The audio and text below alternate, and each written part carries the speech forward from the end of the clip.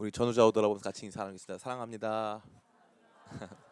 함께 예배하게 돼서 너무나도 기쁘고 감사합니다. 특별히 지금 전 세계적으로 일어나고 있는 여러 가지 질병의 우려 속에서 여러분들 참 마음에 갈등이 있으셨을 텐데, 그럼에도 불구하고 또 함께 모여 예배하기를 선택하신 여러분 가운데 더 큰 은혜 주시길 간절히 원하고, 또 여러 가지 모습 속에서 또 지금 댁에서 또 방송으로 예배 함께 동참하고 있는 분들 모두에게도 하나님 주시는 거룩한 평안 넘치기를 간절히 축복합니다. 어릴 적 생활기록부에 기록된 저 자신의 모습은 매우 일관성이 있었습니다. 선생님들이 저에게 계속 써주셨던 내용은 학생이 이 어린이가 너무 어른스럽다는 것이었습니다. 저는 이러한 내용이 언제나 긍정적이라고 생각했습니다. 선생님 날 좋게 보시는구나. 내가 어른스럽다는 것은 매우 긍정적이고 좋은 내용이라고 저는 늘 판단하고 부끄러움을 느끼지도 않고 늘 자신감을 가졌습니다. 그러나 아마 생각해 보았을 때 그 모습은 온전하지 않았고 저의 유년 시절 전체가 매우 건강하지 않았음을 보여주는 표현이었음을 이제 와서 제가 알게 된 것입니다. 이렇게 어른스러움을 추구하는 저의 모습은 아마도 여러 가지 부분에서 나는 할 수 있고 나 혼자서 모든 것들을 결정할 수 있다라고 생각하려고 애썼던 저의 모습이 아니었는가 생각이 듭니다. 이렇게 어른스러움을 추구하는 모습이 비단 저와 같은 사람들만의 특별하고 불쌍한 모습이라고 생각하신다면 착각입니다. 대부분의 사람들은 성장의 과정에서 스스로를 조금 더 어른스럽게 만들거나 여기려고 하는 경향을 갖기 때문에 그렇습니다. 여자아이들은 초등학교 4학년 정도가 되면 화장하는 흉내를 내거나 실제로 화장을 합니다. 손톱을 붙이기도 하더라고요. 중고등학생들은 좀 더 자신들의 모습을 어른스럽게 꾸미고 흉내 내려고 합니다. 이것은 성장 과정에서 나타나는 매우 자연스러운 일이나 너무 지나치면 당연히 문제가 되는 것이겠죠. 여러분의 나이는 어떠십니까? 이 어렸을 때는 나이 먹기를 바라고 나이가 먹으면 더 젊어지길 바라는 것이 사람들의 마음일 텐데, 한편 생각해 본다면 흥미로운 것은 주님께서는 오늘 이 말씀을 통해서 천국은 여전히 어린 아이들과 같은 사람들의 것이라고 말씀하신다는 것입니다. 어른스러움을 흉내내서 조금 더 성숙한 모습으로, 조금 더 완성된 모습으로 우리 자신의 모습을 나타내거나 보여주는 것이 아닌 더 어린아이 같은 모습의 사람들이 이 천국과 어울리는 사람들이라는 것이죠. 다시 말해 천국에서 어른스러움은 미덕이 아니라는 것입니다. 이것은 우리 자신에 대한 생각과 태도에 대하여서 엄청나게 크게 도전해 오고 있습니다. 우리는 조금씩 교회를 다니면 다닐수록 우리의 말, 우리의 생각, 우리의 성품, 우리의 태도, 우리의 행동이 어른스러워져야 된다고 생각하는 경향이 있습니다. 그러나 예수님께서는 분명히 말씀하시는데 천국은 어린아이들과 같은 사람들의 것이다 라고 말씀하신다는 것이죠. 그렇다면 어린아이 같다는 것은 무엇일까요? 더 유치해지거나 더 미숙해지는 것을 의미하는 것일까요? 아마도 그런 것 같지는 않습니다. 오늘 말씀이 제시하는 천국에 적합한 어린아이와 같은 모습이 무엇인지 함께 생각해 보는 가운데 우리의 영혼의 나이가 젊어지는 시간 되기를 간절히 원합니다. 신앙생활 하면서 더 늙어지고 더 이렇게 굳고 더 강팍해지는 모습이 아니라 더 깨끗해지고 더 젊어지고 더 새로워지는 것을 실제로 경험하고 또 그것이 얼마나 가치 있는 것인가를 발견하는 귀한 시간 되시기를 예수님의 이름으로 축원합니다. 우리가 오늘 본문을 통해서 영적인 교훈을 얻기 앞서서 본문을 다각도로 먼저 관찰해 볼 필요가 있습니다. 첫 번째로 오늘 본문의 결론이 매우 지나칠 정도로 극단적이라는 사실입니다. 17절 말씀을 같이 한번 읽어봤으면 좋겠습니다.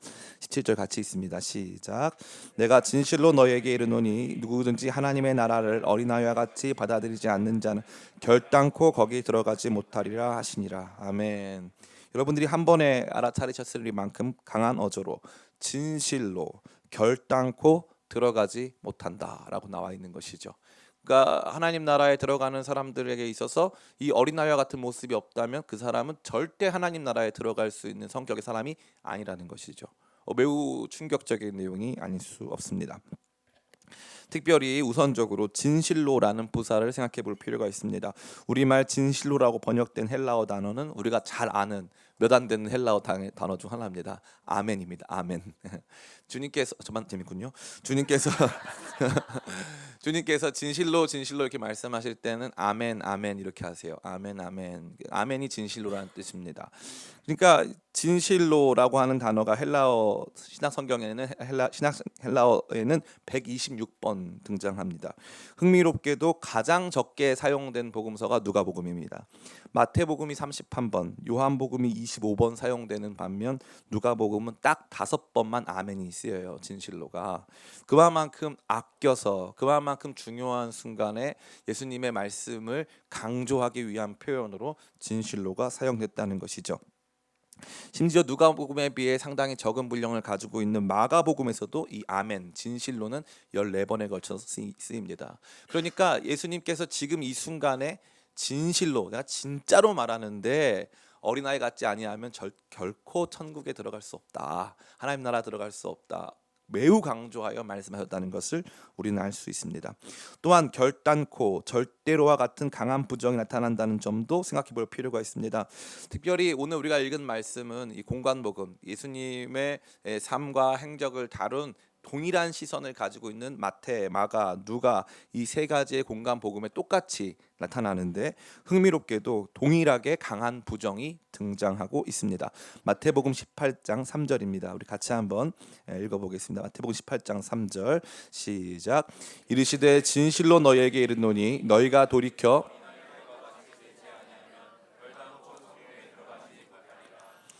네, 마가복음 10장 15절도 함께 생각해 보기를 원합니다. 같이 한번 읽어보겠습니다. 시작. 내가 진실로 너희에게 이르노니 마가복음 10장 나왔죠? 같이 한번 읽어보겠습니다. 시작. 내가 진실로 너희에게 이르노니 하나님의 나라를 어린아이와 같이 받들지 않는 자는 결단코 그곳에 들어가지 못하리라 하시고 아멘. 결단코 살면서 결단코라는 단어를 여러분 몇 번이나 사용해 보셨습니까?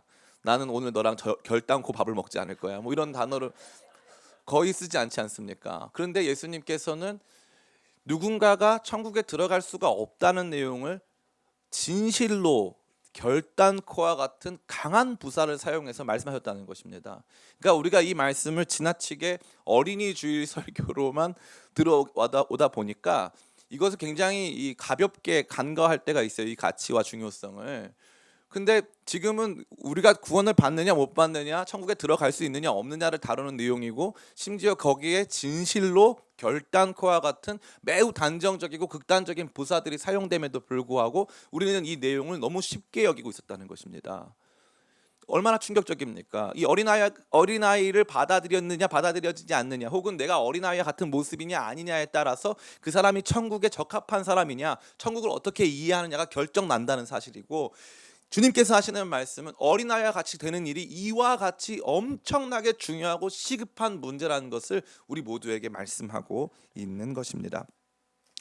두 번째로 이 부분에서는 누가복음에서만 나타나는 중요한 특징 중에 하나인데, 어린이가 아닌 어린 아기가 등장한다는 것입니다. 우리 15절 말씀 같이 한번 읽어봤으면 좋겠습니다. 15절 시작. 사람들이 예수께서 만져주심을 바라고 자기 어린 아기를 데리고 오매 제자들이 보고 꾸짖거늘. 아멘. 이 어린 아기라는 단어는 참 흥미로운 단어입니다. 우리가 생각해 본 대로 다른 복음서에서는 이 부분을 어린 아기라고 표현하지 않고 어린이, 파이디온으로 표현합니다. 근데 누가복음에서는 어린 이를 표현하는 파이디온이 아닌 영유아에 해당하는 브레포라는 단어를 사용합니다. 이 단어는 복음서 전체에서 누가복음에만 등장하고요. 누가복음은 어린이들을 위한 복음서라고 할 수 있을 만큼 어린이와 어린 아기에 대한 묘사와 표현이 아주 많이 등장하고 있습니다. 특별히 주님께서는 천국에 합당한, 천국에 부합하는 삶의 모습을 가진 사람으로서 어린이가 아닌 좀 더 어린 대상인 어린 아기를 만나고 계셨음을 우리는 볼 수 있다는 것이죠. 이것은 바로 우리로 하여금 천국의 소유자로서 어린아이가 갖는 특성이 무엇인가에 대해서 깊이 생각하게 하는 것입니다. 그것은 따라해볼까요? 의존성. 그것은 바로 의존성입니다. 성인이 아닌 사람들 모두에게 나타나는, 다시 말해서 어린이나 청소년 세대 또 어린이 세대에게 공통적으로 나타나는 중요한 특성은 미숙함 또 호기심과 같은 그가 태어난 지가 얼마 안 됐기 때문에 갖게 되는 새로움에서부터 비롯되는 것들이 참 많이 있습니다. 그런데 어린 아기는 이 청소년이나 어린이들에 비해서 좀 더 갖는 중대한 특성이 있는데 그게 바로 전적 의존성입니다. 전적 의존성. 이 아이들 지금 예수님 앞에 나와 있는 이 아기들은 부모가 데리고 왔다고 되어 있어요. 그죠? 부모가 데리고 왔습니다. 그 목적은 무엇입니까? 15절에 보니까 사람들이 예수께서 만져주심을 바라고 자기 어린 아기를 데리고 오매. 예수님께서 우리 아기를 좀 만져주셨으면 좋겠다. 우리 아기를 만져달라는 것은 우리 아기를 축복해 주셨으면 좋겠다 하는 태도를 말하는 것이죠. 이 아이들이 엄마 나 예수님 만나고 싶어 하면 한 명도 없어요. 그렇게 말한 적도 없습니다. 그냥 엄마 손에 이끌려 아빠 손에 이끌려서 그냥 예수님 앞에 나간 게 전부라는 사실이죠. 엄청난 의존적 존재로서 이 아이들이 묘사되고 있다는 것입니다. 매우 흥미로운 것이 아닐 수 없는 것이죠. 우리가 앞서 살펴본 대로 이 천국에 부합하는 이 어린아이의 모습은 천국의 소유자로서 이 어린아이와 같은 모습이 아니면 결코 천국에 들어갈 수 없는 굉장히 중요한 하나님 나라 백성의 중요한 특성으로서 묘사되고 있고 그 특성의 핵심은 바로 의존성이다라는 것을 우리가 볼 수 있는 것입니다. 세 번째로 우리가 본문을 관찰하면서 보게 되는 것은 하나님 나라와 관련된 동사들이 매우 풍부하게 등장하고 있다는 것이죠. 우선적으로 16절에는 하나님의 나라가 누구의 것인가, 누구의 소유인가 하는 부분들이 나타나고 있습니다. 우리 16절 같이 한번 읽어보겠습니다. 시작. 예수께서 그 어린 아이들을 불러 가까이 하시고 이르시되 어린 아이들이 내게 오는 것을 용납하고 금하지 말라. 하나님의 나라가 이런 자의 것이니라. 아멘. 하나님의 나라가 이런 자의 것이다라고 말씀하셨습니다. 하나님의 나라가 이런 사람들의 것이다. 어린 아이가 하나님 나라의 주인이 아니라 어린 아이와 같은 사람, 어린 아이와 같이 의존성, 하나님 나라에 대한 절대적 의존성을 보여주는 사람들이 바로 하나님 나라의 소유자들이다라고 예수님께서 말씀하신 것이죠. 뿐만 아니라 두 번째는 하나님 나라를 받는다라는 표현이 등장합니다. 17절 같이 한번 읽어보겠습니다. 시작. 내가 진실로 너희에게 이르노니 누구든지 하나님의 나라를 어린아이와 같이 받아들이지 않는 자는 결단코 거기 들어가지 못하리라 하시니라. 아멘. 우리말은 이 받는다라는 표현이 좀 뭐라고 할까요? 좀 강하지 않다고 생각할 수 있습니다. 그러니까 누가 주면 우리가 받는 거 있잖아요. 그 준다는 거는 우리가 아주 강하게 생각하고 누가 무언가를 주는 것에 대해서는 우리가 의미 있게 생각합니다. 그런데 흥미로운 건 우리는 우리말 표현은 받는다, 이것을 적극적으로 받는다, 누가 줄 때 그걸 잘 받는다 이런 표현이 별로 없습니다. 그런데 참 흥미롭게도 헬라어 표현은 받는다라는 표현이 많아요. 받는다, 적극적으로 그것을 받는다, 그것을 수용한다. 앞서 말씀드린 이 하나님 나라 백성으로서 어린 아기가 등장했다는 것은 하나님 나라에 들어가는 사람들의 의존성, 하나님 나라를 향한 의존성, 하나님에 대한 의존성을 보여준다면 하나님 나라를 받는 것은 하나님 나라에 대한 수용성, 수동성을 보여주는 것입니다.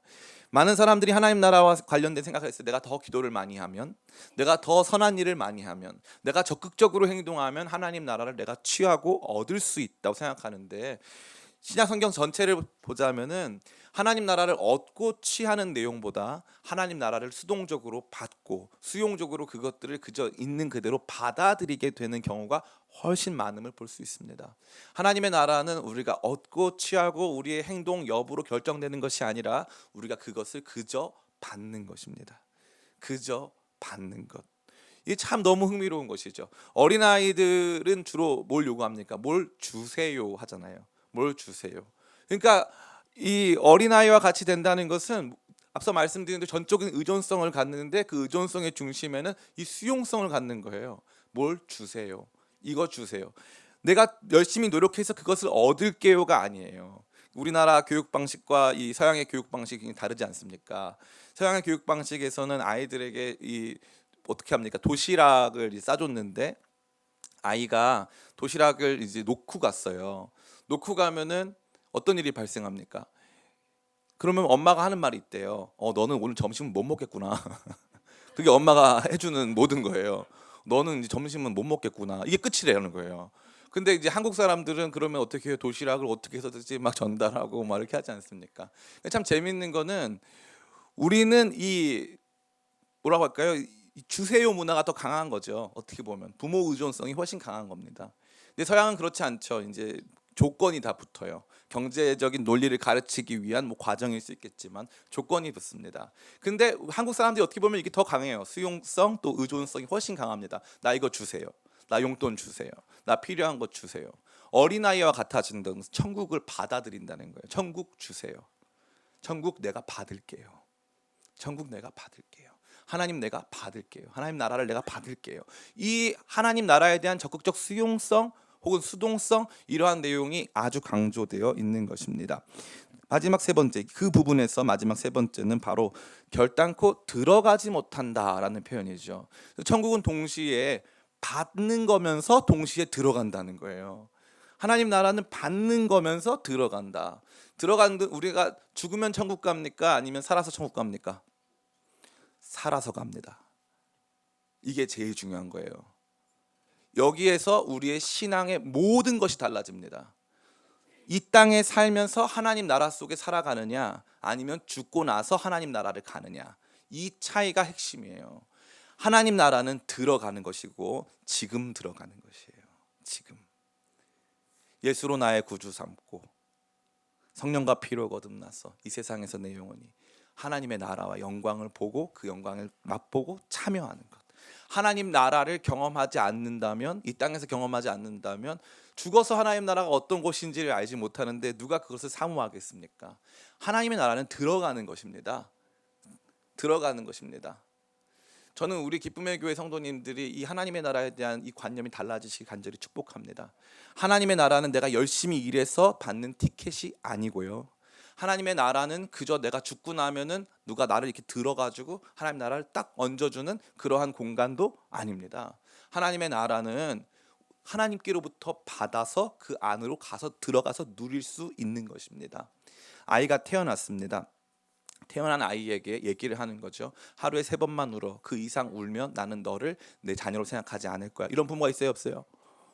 그런 부모 있으면 안 되죠. 경찰에 신고해야 돼요. 그런 부모는 있으면 안 됩니다. 아이가 태어났어요. 아이가 태어나면 무슨 관계 안으로 들어가는 거예요? 부모와 자녀의 관계 안으로 들어가는 것입니다. 그 관계가 그 아이를 완전히 뒤덮는 거예요. 완전히. 하나님 나라에 대한 적극적 의존성을 가진, 마치 부모에게 대한 적극적 의존성을 가진 존재인 양 이 아이가 완전히 거기에 뒤덮임을 받는 것입니다.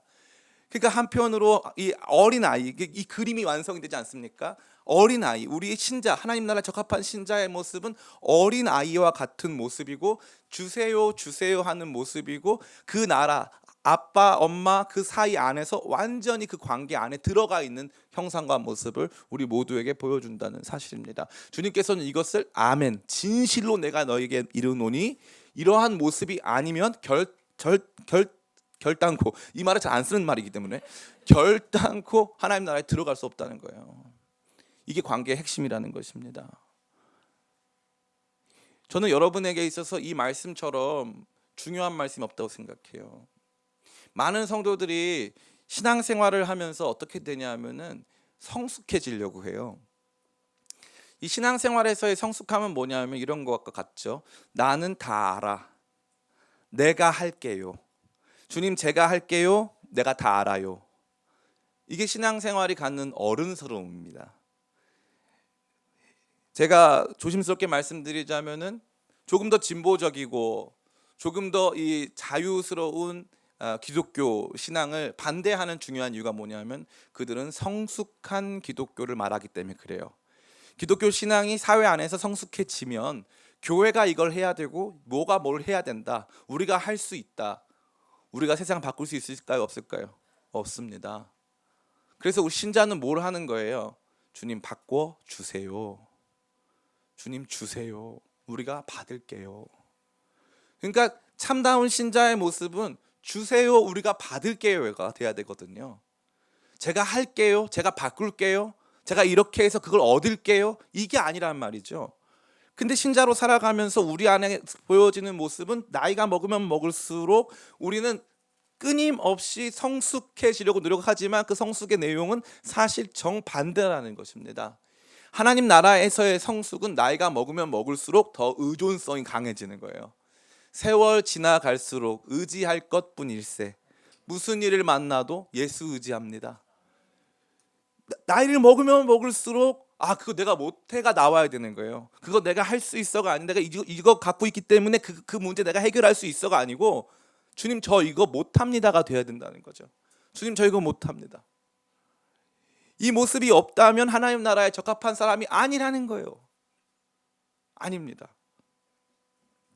자, 여러분의 오해를 줄이기 위해서 이 하나님 나라에 적합한 어린아이와 같은 모습은 여러분 생각하는 것처럼 그럼 투정 땡깡 부리고 유치해지고 이런 모습이 결코 아닙니다. 베드로전서 2장 1절부터 2절 같이 한번 읽어보겠습니다. 베드로전서 2장 1절부터 2절 같이 읽겠습니다. 시작. 그러므로 모든 악독과 모든 기만과 외식과 시기와 모든 비방하는 말을 버리고 갓난아기들 같이 순전하고 신령한 젖을 사모하라. 이는 그로 말미암아 너희로 구원에 이르도록 자라게 하려 함이라. 아멘. 그러니까 이 말은 뭐예요? 어린아이와 같이 된다는 것이 악독, 기만, 외식, 시기, 비방 이러한 내용을 지 마음대로 한다는 게 아니에요. 그 뜻이 아니에요. 도리어 어린아이와 같다는 것은 하나님의 나라, 하나님의 말씀에 대한 적극적 수용성을 가진 의존성을 보여주는 거예요. 그 말씀을 내가 받겠습니다. 그 말씀 내가 받겠습니다. 내가 듣겠습니다. 나에게 말씀해 주세요. 나의 삶에 이러한 은혜들을 부어 주세요 하면서 나아간다는 거죠. 단순히 여러분에게 윤리적 질서, 여러분에게 도덕적인 삶의 내용을 다 포기한 채 그냥 더 어린이처럼 투정땡깡 부리는 게 그게 신앙이다, 그런 뜻이 결코 아니에요. 다만 그 신앙이 보여주고 있는 의존성, 나는 하나님을 얼마나 의존하고 있느냐, 나는 하나님의 나라를 얼마나 귀하게 여기고 받아들이고 수용하고 있느냐 하는 것입니다. 제가 자주 드리는 예화 중에 하나인데, 제가 학교에서 공부를 하고 있었는데 토요일이었습니다. 토요일에도 공부하는 좋은 학생이었다는 뜻이죠. 토요일에 도서관에서 공부를 하고 잠깐 커피를 마시려고 벤치에 앉아 있는데 한 분이 이제 저희 학교는 신학교니까 지나가면서 저한테 그러는 거예요. 이분이 이제 저희 학교 뒷산에 이제 이 국립 그 묘지가 있지 않습니까? 거기 이 등산로가 있어요. 산책로가. 그러니까 이분이 술을 거나하게 드시고 저한테 오셔가지고 전도사냐고 물어보더라고요. 그래서 맞다 그랬더니 그러면 자기를 좀 복음을 전해달라는 거예요. 그래서 제가 복음을 전해달라고 하니까 왜 그러시냐 그랬더니 자기가 이 학교의 교수도 자기 친척이고 자기 집안 사람들이 다 크리스찬인데 나는 아직 교회 안 다니니까 나한테 복음을 전해보라고. 그래서 제가 한 10초간 가만히 이렇게 있다가 그분을 이렇게 봤어요. 그래서 제가 물어봤어요. 선생님 제 말씀 안 들으실 거죠? 제가 이랬어요. 제가 그런 당돌한 면이 있어요. 선생님 제 말씀 안 들으실 거죠? 제가 딱 이랬어요. 그랬더니 그분이 정말 놀라시면서 안 들을 거라는 거예요. 저는 그때 너무 좋았어요. 왜냐하면 그분 정직해서 좋았어요. 교회는요, 하나님 말씀 들을 것처럼 하는데 절대 안 듣는 분이 계세요. 절대 변화는 없습니다. 내가 정해놓은 틀이 있어요. 내 삶의 틀, 완성된 삶의 틀. 이 완성된 삶의 틀에 내가 공급하는 내 삶의 자원과 에너지들이 있습니다. 그거를 절대 포기하지 못하는 거예요. 그 의존성이 누구를 향해 있습니까? 자기 의존성이에요. 나를 완전히 의지해가지고 내가 이거 안 하면 나는 죽는 거예요. 내가 이거 받아들이지 않으면, 내가 이러한 자원들을 받지 않으면 나는 죽는 거예요. 그러니까 하나님 나라에 산다고 말은 하지만 하나님 나라의 자원을 받아들이지 않아요. 하나님 나라의 자원은 무엇입니까? 먼저 그 나라와 그 의를 구하라. 그리하면 이 모든 것을 너에게 더하시리라. 아멘이시죠? 진짜 믿으시죠? 더하신대요. 돈도요. 돈 포함이에요. 그 아멘이세요? 아멘이 돼야 돼요. 돈이 포함이란 말이에요. 이게 너무 어려워요. 제가 그냥 드리는 말씀이 아니에요. 진짜 어렵단 말이에요. 이게 진짜예요. 이제부터 진짜 게임이란 말이에요. 진짜 어린아이가 돼서 하나님 나라를 진짜 의존해서 그 나라와 그 의를 구하는 삶이 결국에 나에게 돈도 줄 것이냐 안 줄 것이냐를 마음으로 결단한다는 거예요. 그런데 내가 어른이 됐다. 신앙적 어른이다. 그래서 돈은 내가 벌고 내가 준비해서 이렇게 저렇게 하면은 돈이 생기는 거다. 그래서 나는 그걸로 먹고 산다. 나의 자급자족 시스템을 만들어 놓고 하나님 나라가 내 안에 개입해서 하나님 나라의 자원이 나를 공급할 여지는 없습니다. 그래서 말씀을 들어도 그 말씀을 수용하지 않아요. 하나님 나라를 받아들이지 않는단 말이에요. 하나님 나라를 의존하지 않아요. 그래서 이 말 듣고 나면요, 아, 내가 어린이 같은가? 내 마음이 좀 순수한가? 여기에만 다 초점이 있어요. 아니에요. 100% 나의 살고 죽는 것까지 하나님 손에 완전히 의존해 있느냐? 그분 손에 들려 있는 내 삶이 들려 있느냐? 아니면 내 삶은 내 손에 들려 있는 거냐? 그러니까 신앙생활을 하면 할수록 조금씩 아까 우리 고백한 그 찬양의 내용처럼 세월 지나갈수록 의지할 것뿐일세가 돼야 되는데, 세월 지나갈수록 주님을 의지할 필요가 없는 사람들이 생긴단 말이에요. 정반대의 모습이죠. 자기 의존성, 자기 이 말 수용성, 내 말은 다 옳은 거예요. 자기 말 수용성. 그래서 어느 정도 신앙 연수가 차면 목사님 다 똑같아, 말씀은 다 그냥 그런 거야. 왜냐하면 말씀에 대한 수용성이 현저히 떨어지기 때문에 말씀을 백날 들어도 그거를 잘 이해를 못하고 받아들이지 못하는 거예요. 신체가 문제가 발생한 데가 뭡니까? 음식물을 먹어도 영양소가 들어갈 수가 없어요. 영양소가 충분히 들어갈 수가 없으면 삶에 문제가 많이 생기는 것입니다. 저는 우리 한국교회의 문제가 바로 여기 있다고 생각합니다. 하나님의 나라의 순수성, 의존성, 수용성 이런 것들 다 없어졌어요. 그리고 이 말씀 들을 때 어린아이 같다는 거 하면은 내가 유치하거나 미숙해도 당연히 교회는 다 받아줘야 된다고 생각합니다. 근데 분명히 말씀됐죠. 그러므로 모든 악독과 모든 기만과 외식과 시기와 모든 비방하는 말을 버리고, 이거 버려야 된다는 거죠. 그럼 정작 우리가 진짜 순수해져야 될 내용은 뭡니까? 갓난 아기들 같이 순전하고 신령한 자들 사모하라. 주님 저 먹여주세요. 저한테도 은혜를 주세요. 이거 수용하라는 거. 이거 여기에 그 의존성에, 그 수용성에 우리가 천국에 속한 사람이냐 아니냐가 결정난다는 거예요. 진실로 결단코 들어가지 못하리라. 얼마나 무서운 말입니까? 그러니까 우리의 신앙을 점검하고 우리가 어떠한 상태인지를 바라보고, 여러분 건강진단 한번 받을 때에도 사람들 두려워합니다. 대장내시경 같은 거 하나 받을 때에도 무서워서 못 받는 사람들 있단 말이에요. 혹시 내 안에 이런 문제가 있는 건 아닌가. 근데 그거 받습니다. 무서워도 받아요. 왜 그렇죠? 안 받으면 더 문제가 생기니까. 자기 자신을 직면하는 것입니다. 바라보는 것이죠. 몸의 신체에 이러저러한 문제가 있진 않은가 고민해 보는 것입니다. 근데 이 말씀이 너무나도 엑스레이처럼 정확하게, MRI처럼 정확하게 말하고 있지 않습니까?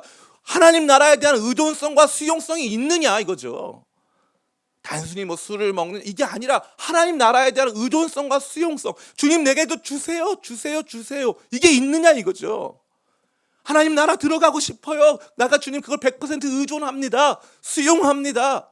단순하게 주님을 바라봅니다. 이거 없다 이거죠.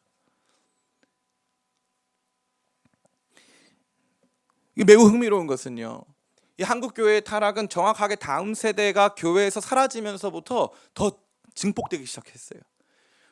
한국교회의 추락이죠. 타락이라보다는 추락에 더 적합할 수 있는데, 한국교회 추락은 다음 세대가 상실됐어요. 다음 세대가 뭡니까? 청년 세대들이 하나님의 나라를 위해서 꿈꾸고 하나님의 나라를 위해서 적극적으로 그 나라를 받아들이고 의존하면서 살아갈 때 교회가 건강하거든요.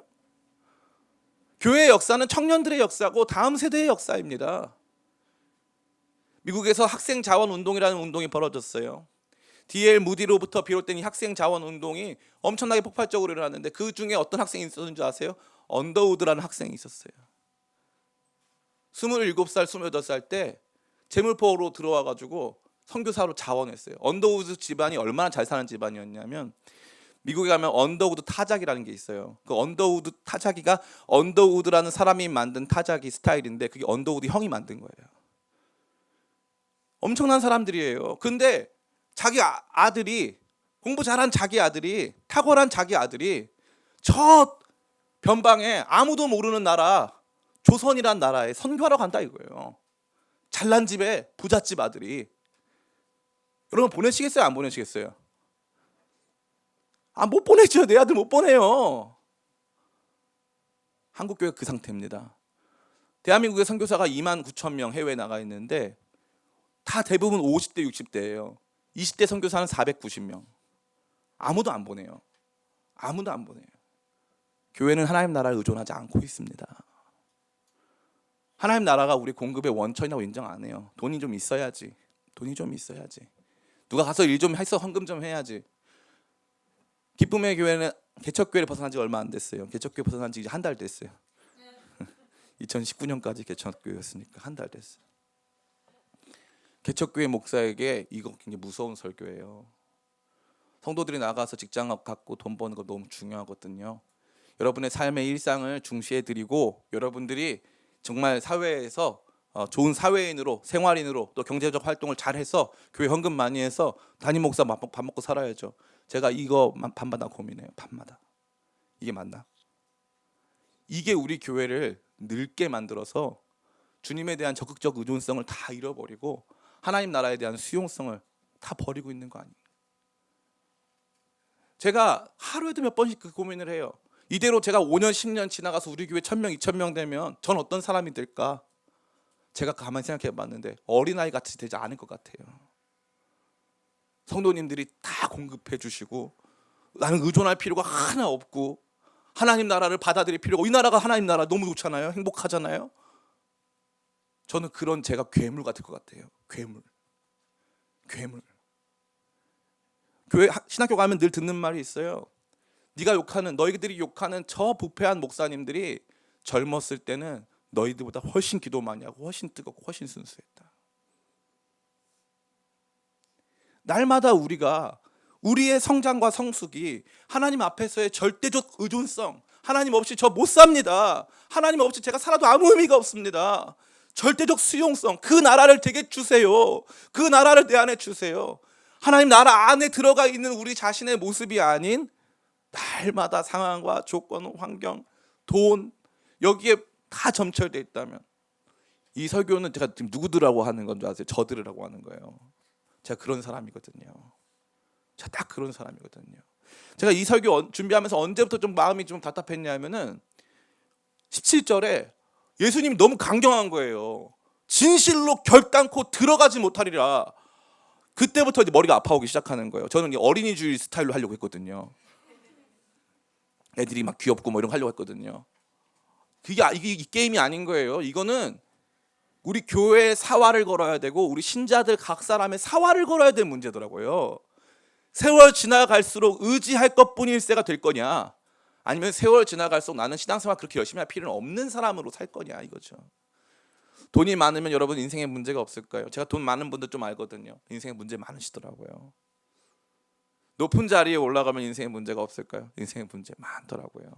최근에 개봉한 이 남산의 부장들이라는 영화에 보면 이제 저는 그 영화 보진 않았지만 그 내용을 제가 잘 연구를 해봤는데 거기에 이제 차지철이라고 하는 대한민국 박정희 대통령 시대 경호실장이 나옵니다. 이 사람은 육군 중령으로 예편했는데 자기 부관이 다 육군 중장 출신이에요. 그리고 심지어 자기보다 나이가 많아요. 이 사람 40살에 이 경호실장의 자리에 올라갑니다. 근데 이 사람이 너무 재밌는 게 이 유경수 여사가 이 사람을 적극적으로 추천해서 경호실장이 됐는데 그 이유가 뭐냐면 이 사람 저기 길 건너편에 있는 영땡교회, 이 중구 저동에 있는 영땡교회에 다녔어요. 이분은 술도 안 먹고 담배도 안 피고 여자도 오직 부인밖에 몰라요. 그러니까 박정희 대통령 옆에서 박정희만 사랑하는 각하가 곧 국가입니다 하는 그런 사람이니까 이 사람 추종한 거죠. 이 사람은 거기다 앉힌 거죠. 이 사람 너무 흥미로운 게 최고의 권력의 자리에 앉았어요. 아주 신실한 크리스찬이었어요. 그래서 나중에 이 사람 그렇게 저격당해서 죽었을 때 국가에서 장례식을 안 치러줘가지고 그 교회에서 장례식 다 치러주고 그 교회 묘지에 가보면 그분의 묘가 있어요. 거기에. 그러니까 교회 생활을 너무 열심히 한 거예요. 근데 40살에 경호실장 올라서 대한민국 별명이 부통령이었어요. 부통령. 근데 그 사람 어떻게 됐죠? 암살당했어요. 총 맞았단 말이죠. 돈이 많다고 권력의 정점에 서 있다고 공부를 많이 했다고 절대 그렇지 않습니다. 세월 지나갈수록 높은 자리에 오르면 오를수록 내게 주어진 것이 많으면 많을수록 하나님 앞에 우리는 의존할 것밖에 없는 존재라는 거예요. 하나님 돌보지 않으시면 한순간도 살아갈 수 없는 존재가 바로 우리라는 사실인 것이죠. 앞에 우리가 관찰하고 살펴봤던 모든 내용들이 그것을 증언하고 있는 것입니다. 어린아이와 같지 아니하며. 근데 흥미로운 건 뭐예요? 제자들은 뭐 어린이가 오건 말건 여기 애들은 오지 마라 겉모습만 어른인 사람들이 오길 바란 것뿐이죠. 그러나 정작 예수님은 어떻게 하신 거예요? 오라는 거예요. 받아들이라는 거예요. 더 의존적이고 바보 같아 보이는 크리스찬들, 저는 그런 크리스찬들 만날 때 살아나요. 죽었던 제 믿음이 살아난다고요. 진짜 의존하는 목회자들, 선교사님들 보면 죽었던 제 믿음이 살아나요. 이번 안식월 가가지고 우리 교회 이제 삐목님이라고 계신데 저한테 하시는 말씀이, 목사님 안식월 가서 많이 안식을 안 하셨다고 저한테 그러더라고요. 얼굴이 많이 안식을 안 하는 얼굴 원래 이렇고요. 안식을 많이 안 했다는 거예요. 진짜 안식을 많이 안 했어요. 그런데 제가 살아났더라고요. 제가 왜 살아났냐 생각을 해봤어요. 갔는데 웨일즈에 가가지고 선교사님이 사는 걸 봤어요. 거기에서 제가 심장이 두근두근 떨려오더라고요. 저한테 물어본다면 너 그렇게 살 수 있냐? 그러면 저는 저 못합니다. 미얀마에 또 갔어요. 거기 가서 선교사님 그 원룸도 아니에요. 그냥 그 진짜 그들이 살아가는 삶의 현장의 중심에 선교사님하고 사모님하고 거기 사시는데, 둘이 안 먹으면 사시는데 거기 갔어요. 심장이 뛰어요. 우리나라에서 80년대 타던 그 버스, 여러분이 학창 시절에 타던 혹은 여러분 젊었던 시절에 타던 그 버스가 거기 다니고 있어요. 지금 그 버스를 타고 40분 50분을 타고 쭉 가가지고 거기 가가지고 우리나라 60년대 70년대 같은 그 땅에 가서 사역하는데 나 할 수 있을까? 못한다. 저 못하더라고요. 하나님의 나라에 대한 충분한 의존성과 수용성 제게는 없더라고요. 그러면은 하나님 나라에 들어와 있는 것 같지 않아요. 그런데 매우 바보 같지만 하나님의 나라는 바로 그러한 사람들의 것이기 때문에 그들과 함께 있을 때 제가 다시 하나님 나라에 들어온 것 같은 기분이 들더라고요. 하나님의 질서가 움직이고 하나님의 자원이 공급되고 하나님의 역사가 지속되는 그 현장 속에 제가 와 있더라고요. 그때 참 바보 같죠. 세상 사람들이 보기에는 어린이 같은 거예요. 에휴, 저렇게 미숙해서야, 저렇게 세상을 몰라서야, 저렇게 준비가 안 돼서야 뭐 어디다 쓰냐. 아니요, 하나님은 그런 사람들을 사용하십니다. 시편 8편 2절 우리 같이 한번 이 말씀만 읽고 말씀 마치기 원합니다. 시편 8편 2절 같이 한번 읽어보겠습니다. 시작. 주의 대적으로 말미암아 어린아이들과 젖먹이들의 입으로 권능을 세우시며 이는 원수들과 보수자들을 잠잠하게 하려 하심이니이다. 아멘. 어린이들과 젖먹이들의 입으로 권능을 세우시는 주님이세요. 우리가 봤을 때는 무모하리만큼, 우리가 봤을 때는 세상 물정 아무것도 모르는 사람인 것처럼, 저는 세상 물정을 비교적 잘하는 편이에요. 비교적 잘하는 편인데 저는 이래서 더 잘 살 줄 알았거든요. 근데 이거 더 잘하면 잘할수록 제가 하나님 앞에서는 더 못 살고 있다는 마음을 너무 많이 들더라고요. 너무 많이. 우리 기쁨의 교회도 마찬가지예요. 우리 교회도 주님께서 우리 교회가 커지는 것에, 우리 교회가 외적 성장을 하는 것을 통해서 영광 받으시는 게 아니라 우리 교회 같이 작은 교회들이 하나님 앞에 어떤 고백을 드리느냐가 우리 교회가 하나님 앞에서 어떠한 가치가 있느냐를 보여주고 있다고 저는 확신합니다. 저는 여러분들이 우리 교회 주님 절대로 하나님의 나라에 대한 의존성을 잃지 않고 하나님 나라에 대한 수용성을 잃지 않고 그 단순성 속에서 하나님의 나라를 온전히 추구할 수 있도록 도와주세요. 제가 고민 많이 했거든요. 여러분 적당히 대충 위로해가지고 적당히 타협하셔라. 제가 그 말씀 드릴 수 있는데 그건 저만 드릴 수 있는 게 아니고 아무 교회나 가셔도 다 들을 수 있고 절에 가도 들을 수 있고 다 아무 데나 다 들을 수 있어요. 종교 상관없어요. 다 들을 수 있어요. 고민했어요. 제가 이 설교하면 인기가 많아질까 인기가 없어질 것 같더라고요. 우리 목사님은 너무 아직 잘 뭘 몰라서. 맞아요. 근데 차라리 뭘 모르는 게 낫겠더라고요.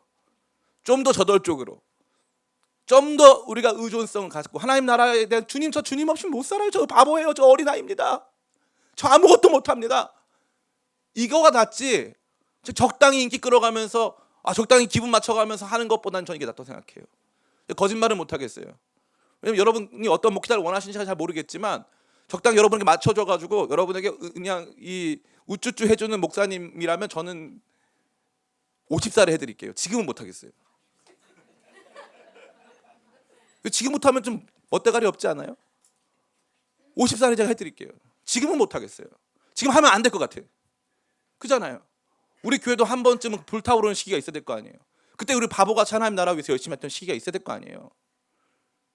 우리 기쁨의 교회 이렇게 아름답고 멋있는 교회 세워놓고 우리끼리 다 어른놀이 하면서 하나님 나라 필요 없이 우리끼리 행복한 그런 교회 만든다? 적당히 너도 잘하고 이렇게 만들어준다? 필요하면 위로는 다 우리가 합니다. 그러나 우리 교회 중심에 분명히 있어야 되는 건 우리 교회는 하나님 나라 없으면 끝장입니다. 주님의 나라를 원하고 사모합니다. 원합니다. 주님 진짜 원합니다. 이거 없으면 우리 끝장입니다. 우리 기쁨의 교회 아무것도 아니에요.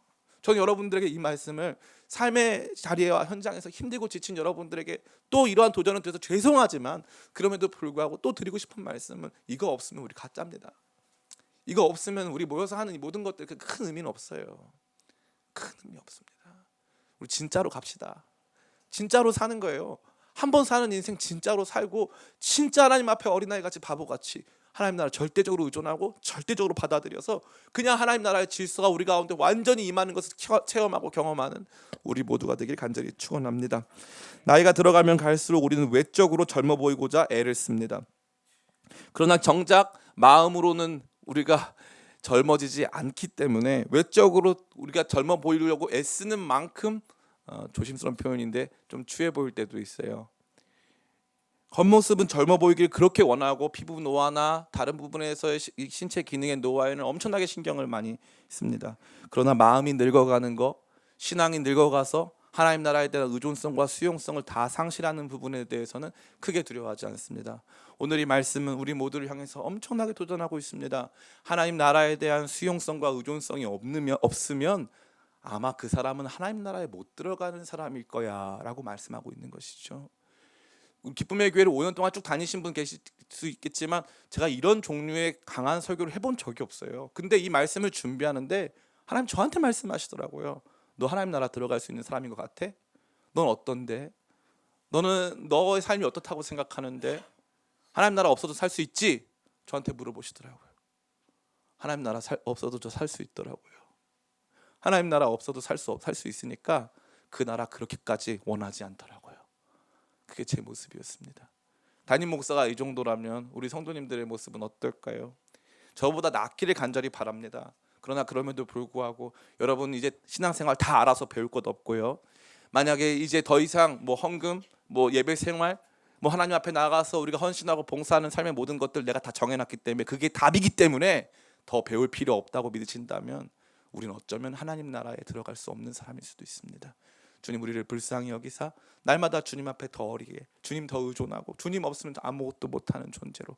그래서 신자의 참된 성숙은 우리의 영혼의 나이가 어려지는 것입니다.